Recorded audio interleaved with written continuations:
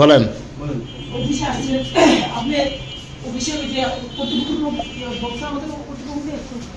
আপনার প্যান্টের কথা বলেন।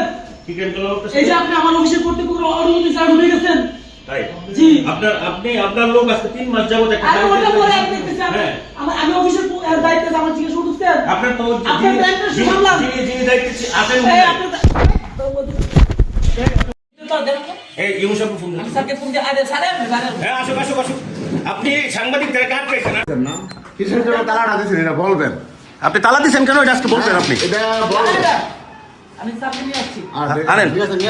নিয়ে আসেন তাড়াতাড়ি আসেন।